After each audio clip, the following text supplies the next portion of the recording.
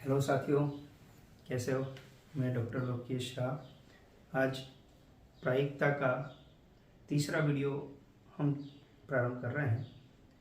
Series हमारी चल रही है C11 और पार्ट है 3। प्रायिकता में पिछले 2 वीडियो में हमने देखा प्रायिकता क्या होती है, उसका परिचय, क्रमचय, संचय क्या होते हैं, उनसे रिलेटेड न्यूमेरिकल्स ये हमने किए। आज हम प्रायिकता प्रारंभ कर रहे हैं और उसमें भी सबसे पहले हम थोड़ा सा इंट्रोडक्शन ले रहे हैं। घटनाएं, इवेंट्स किस किस तरह की होती हैं, किसकी क्या परिभाषाएं हैं। सबसे पहले हम लेते हैं सरल और संयुक्त घटनाएं।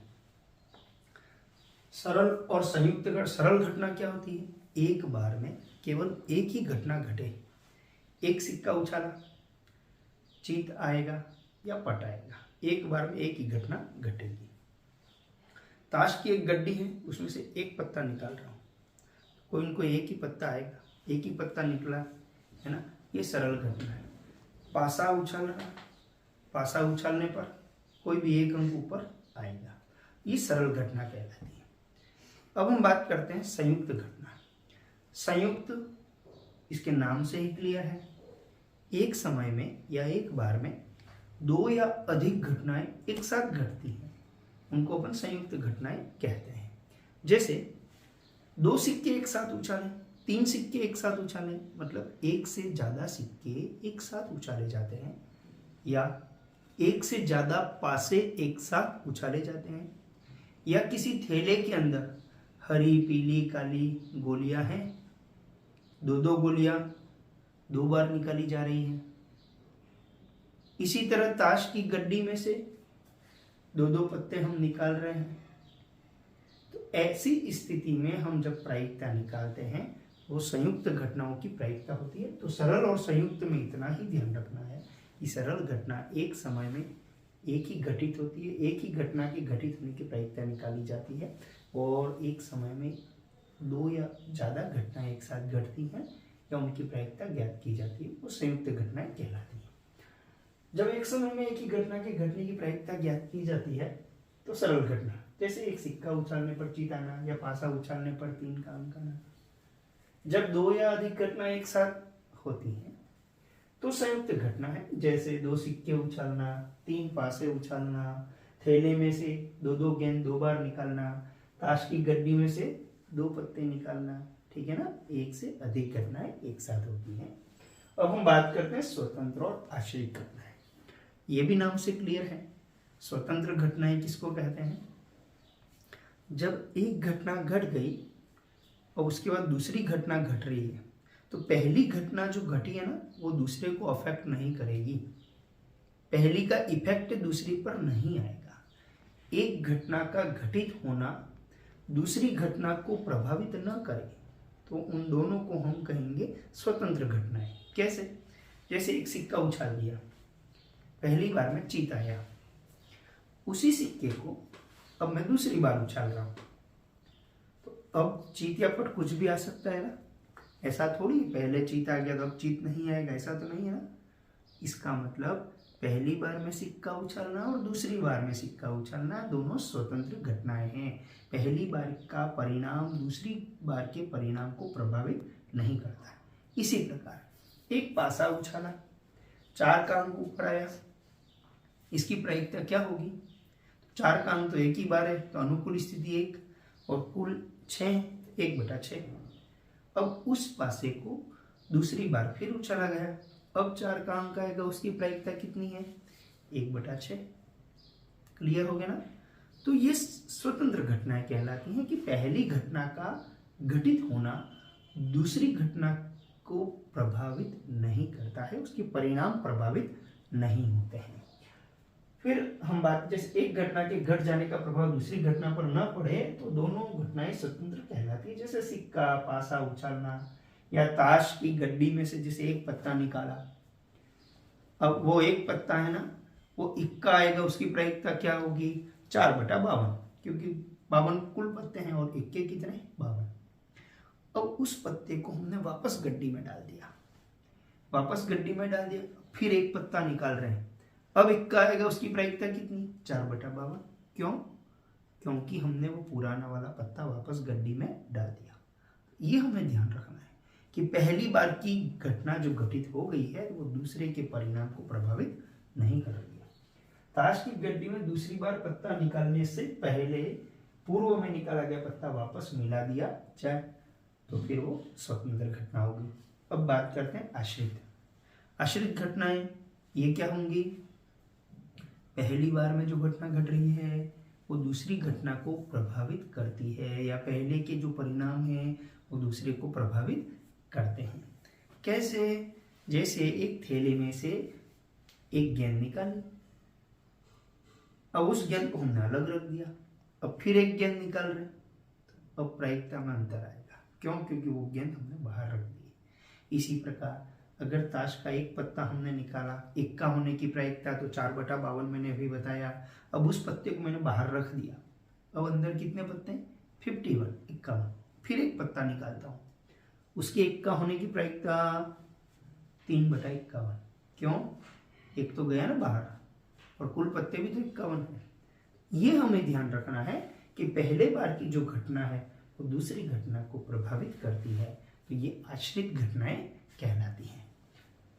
जब एक घटना के घटने का प्रभाव दूसरी घटना पर पड़ता है तो दोनों आश्रित घटनाएं होती हैं। जैसे ताश की गड्डी में से एक पत्ता निकालकर अलग रख दिया जाए और अब दूसरा पत्ता निकालना। अब ये कोड वर्ड में हम लिखें थोड़ा सा कि यदि ए और बी स्वतंत्र घटनाएं दोनों मतलब एक दूसरे को प्रभावित नहीं कर रही तो पी का मतलब होता है प्रोबेबिलिटी, ब्रैकेट में B/A, मतलब बी की प्रायिकता ज्ञात करनी है, ऑब्लिक ए का मतलब होता है ए घटित हो चुकी है, ए घटित हो गई है, उसके बाद बी की प्रायिकता इक्वल टू पी बी ही रहेगा। क्यों? क्योंकि ए घटित हो गई है, उसका बी पर कोई इफेक्ट नहीं है। क्यों नहीं है? क्योंकि ये स्वतंत्र घटना है। इसी प्रकार ऐसा भी लिख सकते हैं या P/A/B कि यदि बी घटित हो गई है उसके बाद ए के घटित होने की प्रायिकता निकालो इक्वल टू P/A। जो ए की प्रायिकता है वही रहेगी क्योंकि बी का घटित होना ना होना कोई मतलब नहीं रखता है। ये ध्यान रखना, ऑब्लिक के बाद जो लिखा है वो घटना घटित हो चुकी है और ऑब्लिक से पहले जो लिखा है उसकी हम प्रायिकता निकाल रहे हैं। ये स्वतंत्र घटनाओं के लिए है। यदि ए और बी आश्रित घटनाएं हों, है ना, मतलब एक घटना वो दूसरे को प्रभावित करती है, तो B/A अर्थात हमें बी की प्रायिकता ज्ञात करनी है। कब? जब ए घटित हो चुकी है। कैसे ज्ञात करेंगे? इसका ये फार्मूला है P/A&B या AB। इसका मतलब होता है, ये हम आगे पढ़ेंगे कि ए और बी के एक साथ घटित होने की प्रायिकता अपन P/A जो घटित हो चुकी है ना उसकी प्रायिकता को डिवाइड करेंगे। ठीक है, ए घटित हो चुकी है, ए की प्रायिकता को डिवाइड कर दिया।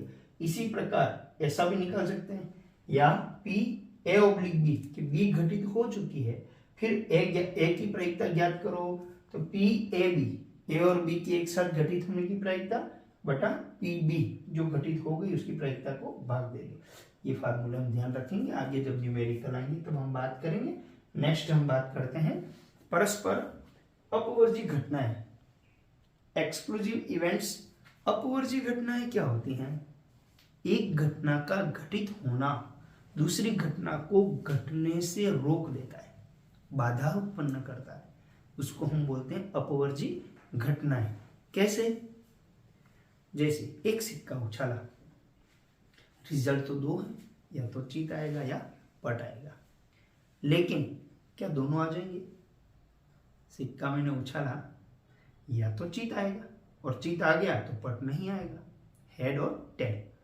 और अगर टेल आ गया पट आ गया तो चीत नहीं आएगा। इट मीन्स चित और पट आना अर्थात हेड और टेल आना परस्पर अपवर्जी घटनाएं हैं, क्योंकि कोई भी एक घटना यदि घटित होगी तो दूसरे को घटित होने से रोक देगी।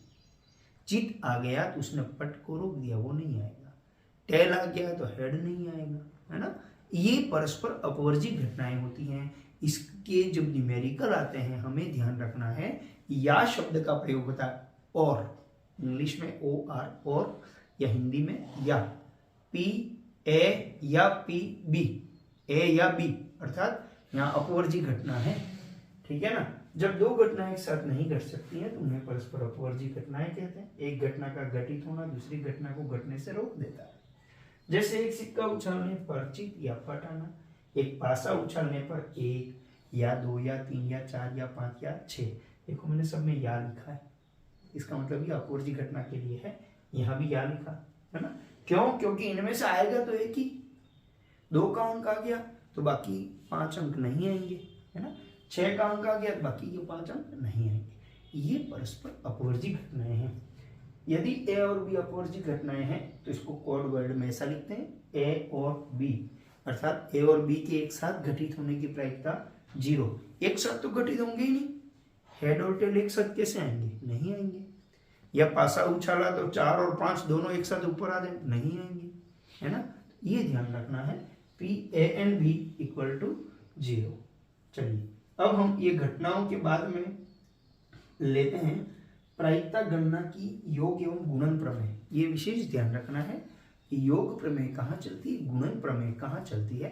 गुणन प्रमेय स्वतंत्र और आश्रित घटनाओं में चलती है और योग प्रमेय जो है वो परस्पर अपवर्जी घटनाओं में चलती है। योग का मतलब है अलग अलग प्रायिकताओं का योग होता है और गुणन का मतलब होता है अलग अलग प्रायिकताओं का गुणा होता है। सबसे पहले हम लेते हैं योग प्रमेय। किसके लिए? अभी हमने बात की परस्पर जो अपवर्जी घटनाएं हैं, है ना, उनकी प्रायिकता के लिए हम योग प्रमेय का उपयोग करते हैं। परस्पर अपवर्जी घटनाओं में किसी एक घटना के घटने की प्रायिकता योग प्रमेय द्वारा ज्ञात की जाती है। इसमें या मतलब और का प्रयोग होता है। योग प्रमेय में भी 2 स्थितियां हैं, एक तो पूर्ण अपवर्जी है ना। पूर्ण अपवर्जी मतलब बिल्कुल अलग, हेड और टेल आना, पूर्ण अपवर्जी है, ठीक है ना। क्यों? क्योंकि हेड आएगा तो टेल नहीं आएगा। तो जब घटनाएं पूर्ण अपवर्जी हो तो पी ए या बी या सी डैश डैश डैश कितने भी हों इक्वल टू, या जितने लिखे हैं सबकी इंडिविजुअल प्रायिकता को आपको योग कर देना है। A P A plus P B plus जितने या है उतने प्लस, और सबकी अलग अलग प्रायिकताओं का योग। इसको देखिए डायग्राम में हम इस तरह से देख सकते, आरेख में देखें तो इस तरह से बना सकते हैं। ए और बी बिल्कुल अलग है, एक दूसरे को काट नहीं रहे हैं। दूसरा, जब घटनाएं पूर्ण अपवर्जी ना हो, परफेक्टली एक्सक्लूसिव नहीं है, मतलब कुछ कॉमन भी हो सकता है, ठीक है ना। ऐसी स्थिति में पी ए या बी, जैसे केवल 2 के लिए ही लेते हैं मान लो, तो पी ए या बी, इसका यहाँ वेन आरेख देख लो, ए और बी अलग तो है लेकिन कुछ चीज इसमें कॉमन भी है जिसको मैंने शेड किया है। अब ए और बी दोनों को मैं जोड़ दूंगा ना, ये जो शेडेड एरिया है वो 2 बार जुड़ गया, एक बार तो ए के साथ और एक बार बी के साथ। तो एक बार ये शेडेड एरिया वो माइनस करना पड़ेगा। तो पी ए या B equal to P A plus P B minus P A and B. A and B अर्थात ए और बी का जो कॉमन भाग है उसको हमको माइनस करना पड़ेगा। क्यों करना पड़ेगा? क्योंकि वो एक बार ए के साथ जुड़ चुका है, एक बार बी के साथ जुड़ चुका है, इसलिए हमको इसको माइनस करना पड़ेगा। ए एंड बी है जो, उसको अपन ऐसा भी लिख सकते हैं, ए इंटरसेक्शन बी। छोटी क्लासों में जब हम समुच्चय वाले चैप्टर पढ़ते हैं, सेट वाले, उसमें ये यूनियन और इंटरसेक्शन आता है। ए एंड बी का मतलब होता है, ए इंटरसेक्शन बी का मतलब होता है ए और बी का कॉमन। तो इसको अपन एंड हटा के ये इंटरसेक्शन सिंबल भी यूज कर सकते हैं। चलिए इसी प्रकार 3 घटनाएं हो, अगर ए या बी या सी, 3 घटनाओं का निकालना, पहले तो तीनों का अलग अलग प्लस कर दो। अब 3 है, इनका वेन आरेख देखिए, ए बी सी, है ना। ए और बी में जो कॉमन है वो 2 बार काउंट हो चुका है। ए और सी में जो कॉमन है वो भी 2 बार काउंट हो चुका है। बी और सी में जो कॉमन है वो भी 2 बार काउंट हो गया। तो 2-2 का जो कॉमन है वो हमको माइनस करना पड़ेगा क्योंकि वो 2-2 बार काउंट हो गया है। लेकिन तीनों का जो कॉमन है जिसको मैंने शेड कर रखा उसको वापस जोड़ना पड़ेगा, क्योंकि तुमने सब माइनस कर दिए, ये वाला टुकड़ा किसी में भी नहीं जुड़ा है, इसलिए तीनों का जो कॉमन पार्ट होता है उसको हमको जोड़ना पड़ेगा। P A plus P B plus P C minus P A and B minus P B and C minus P A and C और plus A and B and C, ठीक है ना। ये हमारा फार्मूला है जब घटनाएं पूर्ण अपवर्जी न हो। चलिए अब अपन लेते हैं संयोगानुपात, जिसको हम ऑड्स बोलते हैं। ये भी प्रायिकता को व्यक्त करने का तरीका है। किसी भी घटना के पक्ष में संयोगानुपात, किसी घटना के विपक्ष में संयोगानुपात, ये उसकी प्रायिकता को हम व्यक्त करते हैं अनुपात के रूप में। यदि घटना के पक्ष में संयोगानुपात दिया हुआ है तो हमें ये मानना है कि पहले वाला अंक है वो P को बता रहा है, बाद वाला Q को बता रहा है। इसी तरह विपक्ष में यदि संयोगानुपात दे रखा है, पहले Q है, बाद वाला अंक है वो P है। बस इतना ही हमें समझना है। फिर घटना के घटने की प्रायिकता निकालनी है तो उसमें हमेशा P ऊपर रहता है, नीचे P प्लस Q। और न घटने की प्रायिकता निकालनी है तो Q ऊपर रहेगा, P प्लस Q नीचे रहेगा। देखिए, प्रायिकता को किसी घटना के पक्ष या विपक्ष में संयोगानुपात द्वारा भी व्यक्त किया जा सकता है। पक्ष में संयोगानुपात, odds in favour P rest Q, P अनुपात Q। ये ध्यान रखना, जब पक्ष लिखा हुआ है तो पहले वाला अंक है वो P है, बाद वाला Q है। विपक्ष में संयोगानुपात है, पहला अंक Q है, बाद वाला P है। अब यदि हमें ये तो पक्ष विपक्ष जो भी दिया हो उससे मतलब नहीं है, लेकिन घटना के घटने की प्रायिकता निकालनी है तो हमेशा P ऊपर रहेगा, P प्लस Q नीचे रहेगा। और घटना के न घटने की प्रायिकता निकालनी है, Q ऊपर रहेगा और P प्लस Q नीचे रहेगा। ठीक है, दिया हुआ कुछ भी हो इससे कोई मतलब नहीं है, लेकिन प्रायिकता निकालने का फार्मूला यही रहेगा। ठीक है ना। यस, एक इससे रिलेटेड न्यूमेरिकल है। एक दौड़ में 4 घोड़े हैं, ABCD 4 घोड़े दौड़ रहे हैं। उनके जीतने के पक्ष में संयोगानुपात यहाँ दे रखा है 1:2, 3, 4, 5। इसमें ये माना गया है कि कोई भी 2 या अधिक घोड़े एक साथ नहीं जीत सकते हैं, एक ही घोड़ा जीतेगा। तो 4 में से किसी एक के जीतने की प्रायिकता हमें निकालनी है। अब एक कौन? A भी जीत सकता है, B भी जीत सकता है, C भी जीत सकता है, D भी जीत सकता है। चारों में से कोई भी जीत सकता है ना। तो या अपवर्जी घटना है, A जीत गया तो B C D नहीं जीतेंगे, B जीत गया तो A और C D नहीं जीतेंगे, है ना। अपवर्जी है, योग प्रमेय चलेगा। A के पक्ष में संयोगानुपात, B के C और D के पक्ष में।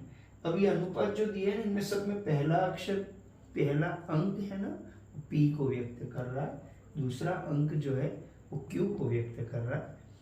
अब A के पक्ष में दे रखा है तो A के जीतने की प्रायिकता निकालना है। जीतने की प्रायिकता का सूत्र क्या है? P बटा P प्लस Q। P तो 1 है और P प्लस Q 1 प्लस 2 3। इसी प्रकार B के लिए भी 1 ऊपर आएगा और 1 3 4 नीचे। C के लिए 1 ऊपर आएगा और ये 5। D के लिए 1 ऊपर आएगा और ये 6। ये इन सबके जीतने की प्रायिकता निकाल ली, लेकिन सारे तो जीतेंगे नहीं क्योंकि शर्त है 2 या अधिक एक साथ नहीं जीत सकते हैं, केवल एक ही जीतेगा। तो अपवर्जी घटनाएं हैं योग प्रमेय। P A या लिखा है ना। योग प्रमेय में हमने कहा था कि जब या और आ जाए O R और, तो हमें ध्यान रखना योग प्रमेय चलेगा। A या B या C या D, तो चारों की प्रायिकताओं को अलग अलग हमने जोड़ दिया और ये इसका आंसर आया 19/20। अब आगे हम चलते हैं गुणन प्रमेय। इससे पहले हमने योग प्रमेय देखी, अब गुणन प्रमेय। योग प्रमेय किसके लिए चलता है? अपवर्जी घटनाओं के लिए चलता है। गुणन प्रमेय जो है वो स्वतंत्र और आश्रित घटनाओं के लिए चलती है। नाम से ही क्लियर, जैसे योग प्रमेय में अलग अलग प्रायिकता का योग करते हैं, गुणन प्रमेय में प्रत्येक घटना की अलग अलग प्रायिकता निकाल के उसका गुणा करेंगे। स्वतंत्र और आश्रित घटनाओं में एक साथ घटने की प्रायिकता गुणन प्रमेय द्वारा ज्ञात की जाती है। इसमें और एंड का प्रयोग होता है। जिससे घटनाएं स्वतंत्र हैं तो P A और B, A एंड B भी कह सकते हैं। स्वतंत्र घटनाएं एक दूसरे को प्रभावित नहीं कर रही है तो P A into P B। आश्रित घटनाएं मान लो एक घटना वो दूसरी घटना को प्रभावित कर रही है तो P A और B, उसमें ऐसा निकलेगा P A into P B oblique A। B oblique A का मतलब क्या? B के घटने की प्रायिकता जबकि A घटित हो चुकी है, इसमें ये गुणा होगा। इससे रिलेटेड अपन 1-2 क्वेश्चन देख लेते हैं। पहला क्वेश्चन है, एक पासा 2 बार फेंका गया। ध्यान रखना पासा एक ही है ना, पासा एक ही है। पहली बार में फेंका तो 6 का अंक ऊपर आना चाहिए, दूसरी बार फेंका तो कोई विषम अंक आना चाहिए। ये प्रायिकता हमें ज्ञात करनी है। देखिए घटनाएं तो स्वतंत्र हैं, पहली बार कोई भी रिजल्ट आए दूसरी बार वो प्रभावित नहीं होगा। अब पासा एक है, कुल स्थितियां हो गई 6, और पहले हमको कहा कि पहली फेंक में 6 का अंक आएगा, तो 6 का अंक तो एक ही जगह लिखा है ना, तो 6 का अंक आने की प्रायिकता कितनी हो जाएगी, 1/6। दोनों घटनाएं स्वतंत्र है, प्रथम फेंक में 6 का अंक आने की प्रायिकता पी ए मान ले इसको यदि, तो 1/6। दूसरी फेंक में विषम अंक, विषम अंक पासे पे कौन कौन से हैं, 1, 3 और 5, 3 विषम अंक हैं। अनुकूल स्थितियां हो गई 3, कुल स्थितियां हो गई 6। दूसरी फेंक में विषम अंक आने की प्रायिकता, इसको हम मान लो पी बी कह दें, 3/6। तो पी ए एंड बी है ना, दोनों का गुणा कर दो, 1/6 इंटू 3/6 1/12। एक प्रश्न और लेते हैं, ये ध्यान रखना एक ही पासा 2 बार फेंका है ना, इसलिए कुल स्थिति, कुल जो परिणाम है वो 6 है। अब अगला प्रश्न है, 2 पासे 3 बार फेंके जाते हैं। 2 पासे, पहली बार दोनों फेंके, दूसरी बार दोनों फेंके और तीसरी बार दोनों फेंके, पासे 2 हैं और 3 बार फेंके जा रहे हैं। अब 2 पासे एक साथ उछालने पर कुल परिणाम कितने होंगे, 6 × 6 36 होंगे। ये ध्यान रखना है। एक ही पासा 3 बार फेंकते वो बात अलग है, 2 पासे एक साथ 3 बार फेंके जाते हैं, तो दोनों पासों को एक साथ फेंकने पर कुल परिणाम 6 × 6 ये 36 परिणाम आते हैं। अब प्रश्न ये पूछा कि पहली बार में यदि फेंके तो 10 का योग आना चाहिए, दूसरी बार में फेंके तो 11 का योग आना चाहिए, अंकों का योग उसके ऊपर जो लिखे हुए, और तीसरी बार में 12 का योग आना चाहिए, ठीक है ना। तो 10 का योग आने की प्रायिकता 10 कैसे हो सकता है, तो पहले पासे पर मान लो 4 आ जाए, दूसरे पे 6 आ जाए, फिर पहले पे 5 आ जाए, दूसरे पे भी 5 आ जाए, पहले पे 6 आ जाए, दूसरे पे 4 आ जाए। 3 स्थितियां बन सकती हैं जिनमें 10 का योग आ सकता है। अनुकूल स्थितियां हो गई 3, कुल स्थितियां 6 × 6 36, तो 10 का योग आने की प्रायिकता 3/36। अब 11 का योग, 11 का योग कैसे आएगा, पहले पे 5 आ जाए, दूसरे पे 6, फिर पहले पे 6 आ जाए, दूसरे पे 5, 2 ही स्थितियां बनेंगी, तो प्रायिकता हो जाएगी 2/36। 12 का योग 6 और 6 एक ही स्थिति अनुकूल है, 1/36। अब ये तीनों जो घटनाएं हैं ये स्वतंत्र घटनाएं हैं, तो प्रायिकता निकालेंगे P 10 एंड 11 एंड 12 का योग, मतलब तीनों को एक साथ होने की प्रायिकता, तीनों की अलग अलग प्रायिकता का गुणा किया, यह आंसर आया। तो इस तरह से हमने योग प्रमेय और गुणन प्रमेय, संयोग अनुपात इसकी चर्चा की। इस वीडियो को हम यही समाप्त करते हैं। धन्यवाद।